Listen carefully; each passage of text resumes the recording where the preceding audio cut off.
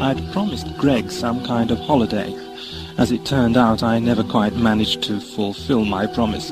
Conglomerate, the Psionovores, Askren, and the Daleks saw to that. Still, at the time I was determined to take Greg to Ormelia, but as usual I was having trouble with the Helmic regulators. Come on. Why do you keep doing that, eh? It's lucky Greg's fast asleep in his room, otherwise you, old girl, would be witnessing a bit of good old-fashioned human exasperation. Thankfully, I'm above all that.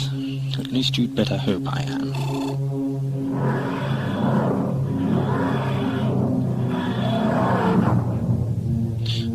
Well, what was that in aid of? The TARDIS had landed without having any coordinates set. In fact, it had repeatedly refused to accept the coordinates for Ormelia.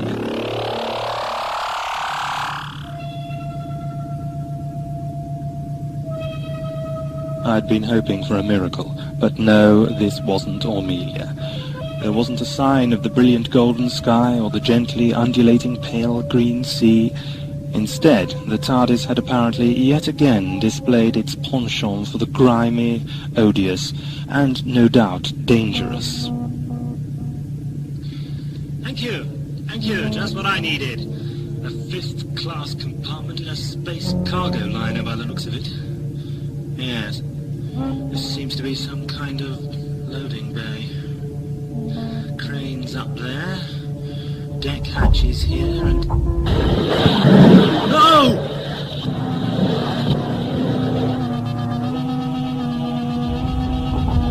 Unfortunately, the TARDIS had landed on a deck hatch, one which had just decided to open. I wonder if that woke Greg up. Of course, the TARDIS is technically indestructible. Technically. That was the word used in the manual. It's at times like this that I start to worry about that word, technically. I resolved myself to finding someone in authority. From past experience, I knew I might be letting myself in for accusations, incarceration, or possibly something a little more terminal. But what choice did I have?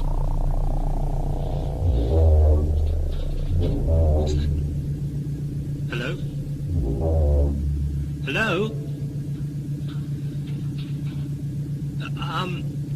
I'm sorry to bother you, but... For a moment, I thought I'd glimpsed a figure. But now there was nothing there. Sorry if I offended you. Well, I hope the rest of the crew are a little more helpful. Right, here we go.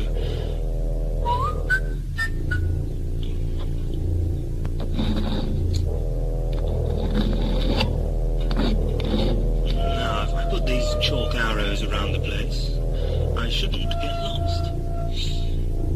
The ship, if it was a ship, was depressingly large and seemingly empty. Certainly there was no sign of care and attention to even the most accessible parts of the architecture. It was all covered in a kind of smoky grime, which seemed to get worse as I pressed on into the ship. Smoky, yes.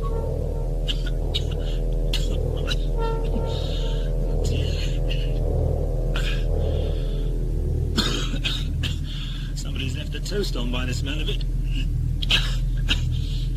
Oh dear. Right.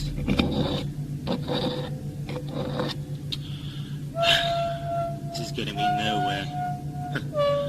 I reckon architect gave up on this place too. It looks unfinished. Iron girders and scaffolding. I don't know. What? So I didn't imagine it. There is someone aboard this ship. Let's hope he's a little more accessible this time. Let's see. It's coming from behind this door. Right. Here goes.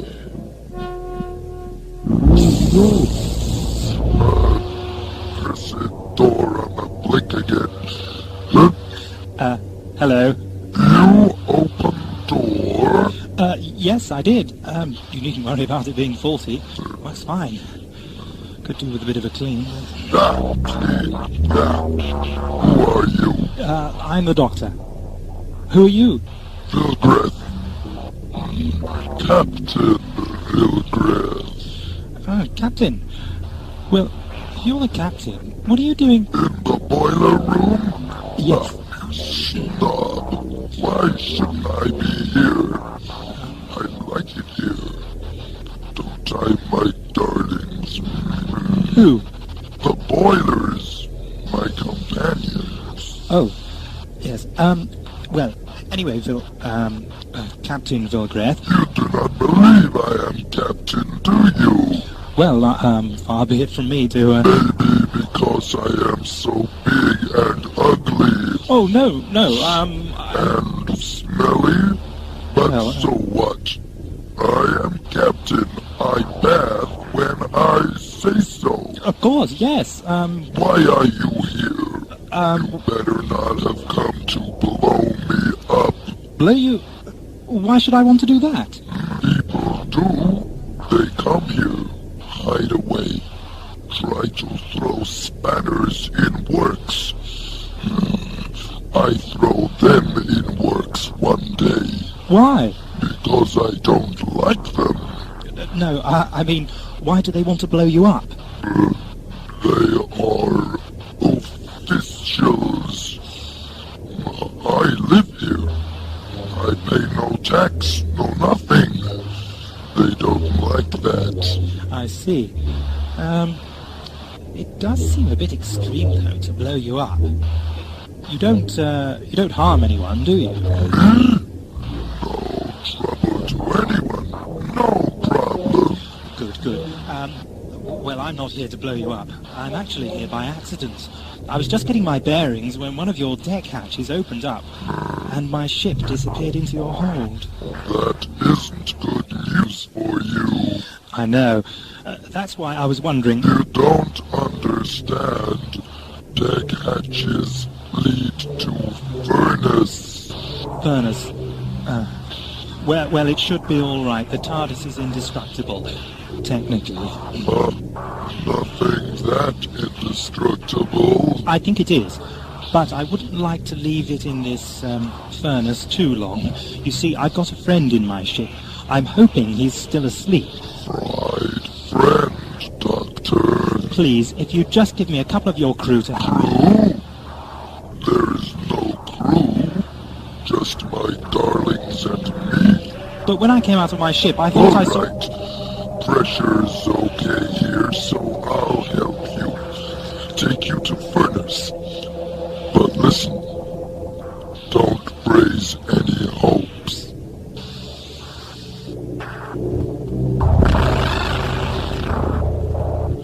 This is my furnace. I'll open door now. You may find this hot.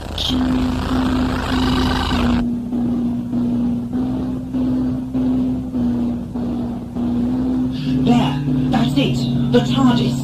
Still in one piece. Amazing. I'll use mechanical grabbers to get it out.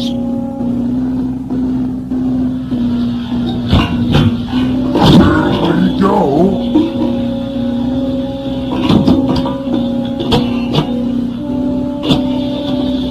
A little to the left. A little to the right. Yes, got her.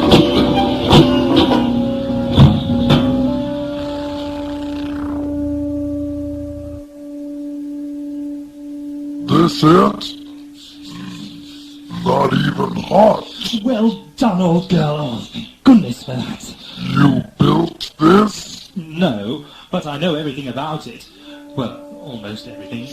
Very small. It's bigger on the inside. Look, I'll have to check her out. Would you like to come in and take a look? Sure, Doctor. Right then. Come on. Okay. Well, Vilgreth was bowled over by the TARDIS. He did comment that it was a mite too clean for his liking, but he admired the technology. In fact, technology, gadgetry and engineering of all kinds was a bit of an obsession with Vilgreth. Now, I admit that I have more than a passing interest in all things technical, but bipolar, vectoring, modular, flange jets and arc tunnel boosters seem to be the only sort of things Vilgreth lived for. Apparently he'd salvaged his ship, which, in confirmation of my suspicions, he told me it was enormous, and he'd wandered around the galaxy in it ever since. But it was the propulsion system which intrigued me. About that later. You know, Doctor, I like you. How about some tea? Tea? How did you know I have some? You have some. I have some. I was inviting you to the bridge. You mean you're a tea drinker? Of course. That's incredible. Yes, I accept, of course. But I've a few checks to finish here. No problem. I'll go make tea. You finish up here. I'll see you on the bridge. But how do I get to the bridge? I mean...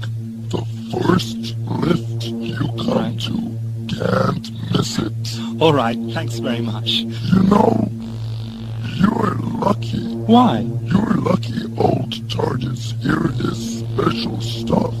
Just before you came, I find half-melted spaceship in furnace. Really? I hope there wasn't anyone in it. No bodies in it. Just a drifter. Must have stuck to the hull, then fallen down a waste chute. Oh. Still, you lucky. Yes. See you for tea. Okay, bye-bye. There was only the slightest of scorching in some of the outer shell configuration components.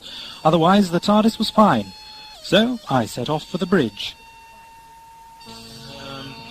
First lift I come to, right. Do not move. What? Who are you? I am Operative Spelldor. Are you?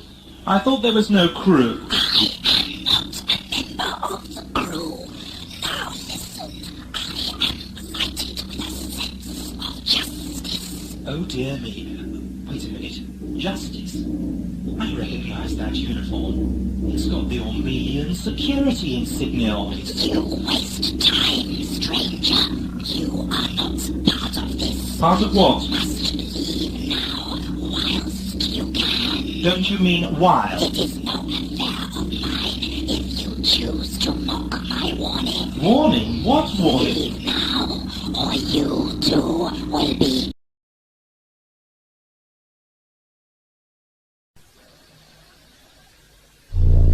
Leave now, or you too will be destroyed. I have planted an explosive device on this ship.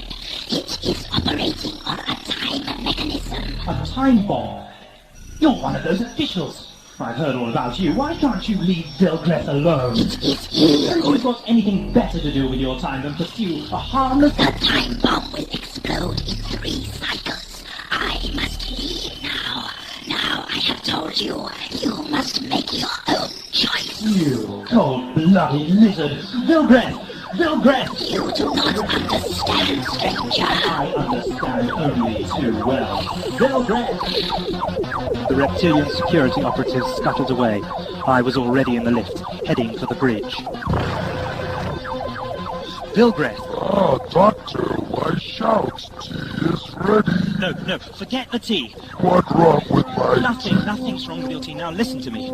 I tried to tell you earlier, I did see someone in the cargo holds. Nobody else, just me. No, Vilgreth. I've just seen him, an Ormelian security operative. What? One of those people you told me about, the officials who want to blow you up. Official spanners in works. Yes, a big spanner. He's planted a time bomb. We've got to find it and deactivate it. I have a tracker device. Made it myself. We'll find the bomb. Come on. We set off on a frantic search. As we continued into the workings of the ship, I could feel the panic within me mounting. The ship really was beyond belief in both its size and sheer grime everywhere. And furnaces and boilers on all levels, belching out smoke and cinders. The bomb might have been hidden under any amount of rubbish. There wasn't a trace of anything on Vilgreth's tracker, and I had no idea how long 3 cycles were. Vilgreth, this is hopeless. Maybe we should escape in my ship while we can. No, I cannot leave my darlings. They are my life. No, we find bombs. I find them before. This one a little more difficult. But you go if you want. Vilgreth, I couldn't even if I wanted to. I'm completely lost. You are a nice person, my only friend. Oh, come on. Wait a minute. Chalk marks. You find something? No. But I think I know where we might find something. Chalk marks. This is no time for food. No. Vilgreth, when I first arrived here, I made chalk marks on the walls so I could find my way back to the TARDIS. But TARDIS is in furnace chamber. Yes. But I made the first chalk mark near to where I first saw the Ormelian operative. You mean bomb may be there? Let's go. The trail was easy to follow. We just went in the opposite direction to that indicated by my arrows. A couple of them were a little obscured, but we soon found our way. This is place? Yes, there's the open deck hatch that I landed on. No bomb. Use the tracker then. What's this? Viewport. Oh, look! We're coming into orbit around a planet. I think I recognize it. Planet's only good for one thing. Vilgreth, the tracker, it's found something. I've defused a number of bombs during my time, but the one we found under the viewport was a doddle. Ah, there we are. One detonator safely removed. You do good, Doctor. Now we have tea time. Yes. You know, that planet is familiar. An hour or so later, and we were relaxing after the most enjoyable tea-drinking session I've ever had. Vilgreth had obtained an incredible variety of brands from various cargo ships he'd salvaged. My taste buds are exhausted. How long will you stay, Doctor? My friend Greg will be waking up soon, I expect. So, I'd better make tracks. You have another friend? Well, yes. I've had lots of friends over the years. This is a strange thing. I never had a friend before. And now you go. Ah, well. But you have your boilers, and I'll come back and visit you. Okay. See you again someday. I must get back to my darlings. Right, of course. That planet! It's Ormelia! Vilgreth! You've brought me to my destination! You go there. Well, yes, it's a lovely place. Why don't you? Boilers. Goodbye. Wonder what all that was about. For a while I had intruded upon Vilgreth's solitary life, but now I was to go. He seemed easily resigned to his solitary ways. For a moment I gazed at the image of Ormelia on the bridge viewport. We were close now. We'd soon be in orbit. Then some puzzling thoughts entered my head. The melted spaceship, the salvaged cargo, the primitive nature of the propulsion system, furnaces, boilers, solid fuel for a spaceship. Planet's only good for one thing, Doctor. What? You? But I thought you'd... Ship fell victim to the infernal power of this vessel. Infernal? I have been watching you, Doctor. Your mind is beginning to work. Why didn't you deactivate the bomb if you had no escape route? I had a mission, Doctor. A suicide mission to get a tax evader? A ludicrous idea. Yes. Planet's only good for one thing. That was it. The solid fuel for Vilgreth's ship. Planets. Stelpor explained that a whole fleet of planet eaters, as they were appropriately known, had been built centuries ago to demolish planetoids and asteroid belts to clear space lanes, but most of them had been scrapped. A few, however, had been salvaged, or rather stolen, by various museums and enthusiasts. And this planet eater was heading straight for Ormelia. I've got the detonator core, but Vilgreth... Must die with his ship. But he seems so harmless. Himself he is. I follow you here, lizard. You will not harm my darlings. But Vilgreth, don't you understand what you've been doing all these years? I know only my darlings and me. His ship must be destroyed. No! It is my life. You can come with me in the TARDIS, Vilgreth. I know you didn't understand. I understand what my darlings need to live. But you... I think not of others. See, Doctor, now give me the detonator core. Stelpor, don't use that gun! We must get to the cargo hold. We ran blindly to where we'd left the bomb. Vilgreth, wounded badly, stumbled behind us. The detonator was reset in no time, on a very short fuse. Come on, we must get to the TARDIS. Stelpor! Stelpor! Run, Doctor. Hold him here. Stop him from doing damage to the bomb. Run. But I can't leave. Oh, Doctor, I... my friend kills me. No, Not fair. Vilgreth, I... Run, Doctor.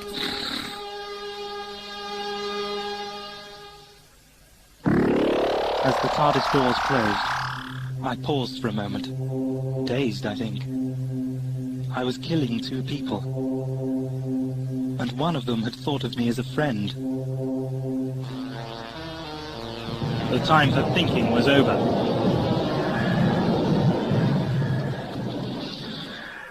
But the memory haunts me to this day.